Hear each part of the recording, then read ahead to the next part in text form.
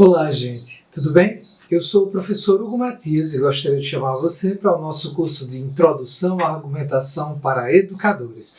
Vamos lá?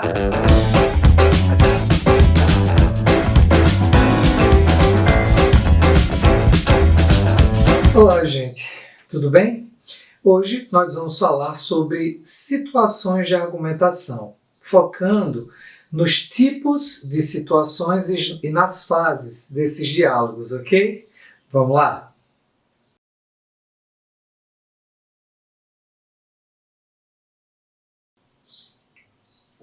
Olha, gente, a maior parte dos processos argumentativos ocorre em situações de diálogo.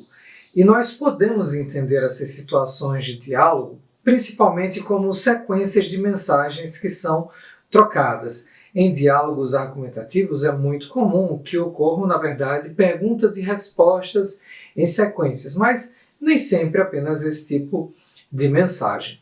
Essas situações de diálogo, elas são definidas por propósitos, como nós já mencionamos em uma aula anterior, e também algumas regras que nós costumamos seguir, que podem ser, na verdade, implícitas ou explícitas durante o diálogo. E uma característica fundamental dessas situações de diálogo argumentativo é que ela exige a situação cooperação entre os falantes, entre os participantes de uma determinada situação de diálogo.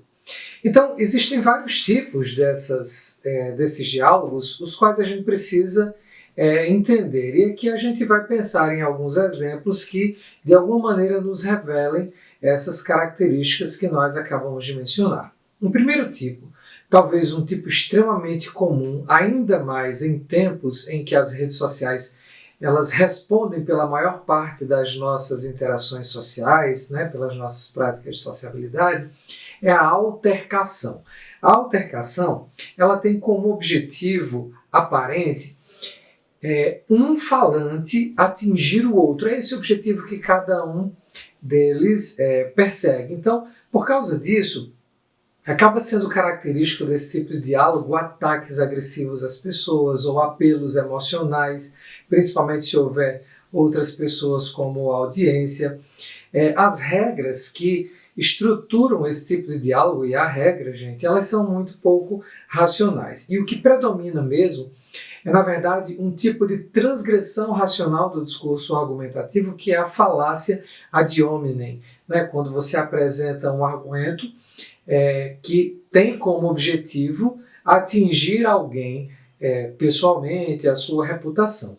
Então, na verdade, esse tipo de diálogo representa a irracionalidade. É um processo, na verdade, de deterioração da argumentação. Um outro tipo de situação é aquele que nós chamamos de debate. Esse também é extremamente comum e, na verdade, quando nós falamos em argumentação, é o primeiro tipo de situação de diálogo em que nós pensamos. Então, o debate é estruturado em torno de um objetivo muito fácil de discernir, que é a vitória verbal de um participante sobre outro. É muito frequente que nos debates nós tenhamos a presença de árbitros, que podem ser dos mais diversos tipos, em situações mais definidas e estruturadas ou menos definidas e estruturadas. Características importantes desse tipo de diálogo, além da presença de árbitros, são regras um pouco mais bem definidas, principalmente regras de procedimento.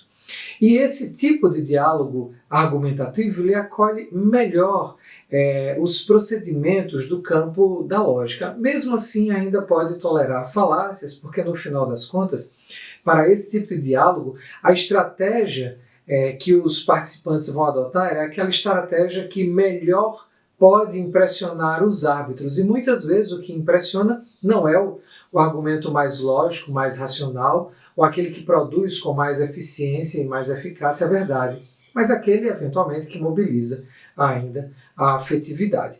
Então, esse compromisso com a estratégia vencedora, ele pode fazer com que esse tipo de debate ele perca um pouco ainda em racionalidade. Tá? Um terceiro tipo de diálogo argumentativo é a discussão crítica, que a gente pode chamar simplesmente de discussão. Nesse tipo de diálogo, o objetivo é, na verdade, convencer o outro. Veja que a gente não tem aqui a figura do árbitro ou a presença de uma plateia que cumpra esse papel. Nesse caso, para que esse tipo de diálogo funcione, as regras de inferência têm que ser acordadas, têm que ser compartilhadas. De maneira que as pessoas que participam desse tipo de diálogo, elas são obrigadas a fazer concessões mútuas. Por quê? Porque cada um está testando a sua posição também com os argumentos, com a racionalidade que ele encontra na fala do outro. Portanto, nesse caso, existe uma verdadeira parceria. Tanto é assim que nesse tipo de diálogo, os participantes eles se obrigam, pelo bem do diálogo, pela justiça inerente a esse tipo de diálogo, a oferecer sempre ao seu companheiro de discussão respostas úteis e honestas às suas perguntas com as quais ele esteja efetivamente comprometido. Nesse tipo de diálogo, você então vai ter a presença de provas internas, ou seja, quando você usa a lógica intrínseca ao próprio diálogo para avançar com o objetivo de convencer o outro, ou quando você traz premissas externas ao próprio debate, raciocínios externos ao próprio debate, que podem vir de uma outra fonte qualquer, como por exemplo a ciência. Essas provas externas também podem fazer parte dessa discussão. Então, no final das contas, você não produz necessariamente uma posição bem estabelecida e inequívoca. O seu objetivo é chegar a um ponto em que possa haver um acordo, em que a sua posição ela é aceita também pelo outro em função dos argumentos que foram apresentados pelos dois. De maneira que esse tipo de diálogo ele representa, sim, racionalidade, embora um pouco limitada, mas uma racionalidade em alto grau, em função também do alto grau de colaboração entre as partes.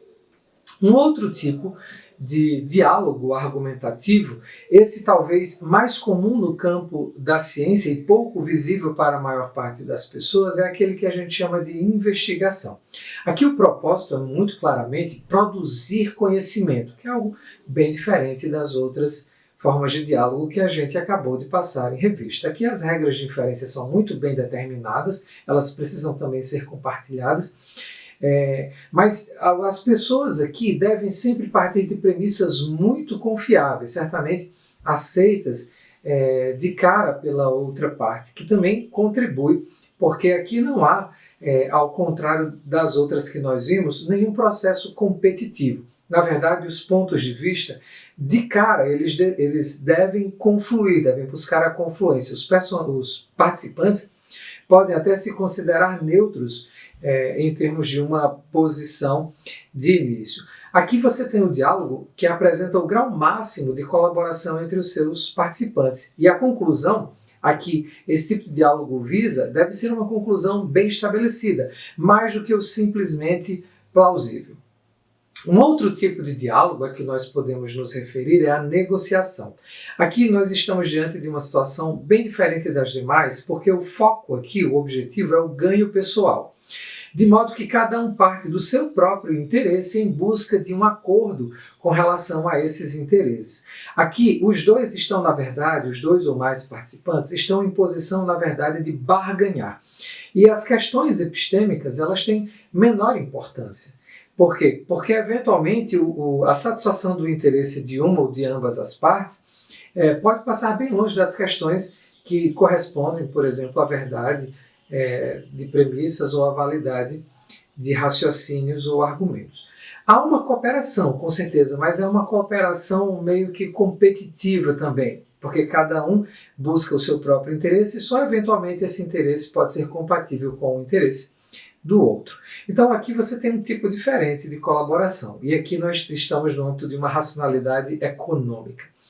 Um último tipo de diálogo que eu gostaria de mencionar é o diálogo educacional, aquele em que o propósito é ensinar, é educar de uma das partes, da outra aprender. Então, a característica fundamental desse tipo de diálogo é que nós estamos aqui diante de posições bastante assimétricas. É assim que se produz a transmissão do conhecimento. Os processos de inferência nem sempre estão presentes, e isso tem muito a ver com o fato de que existe uma espécie de autoridade epistêmica de uma das partes em relação à outra.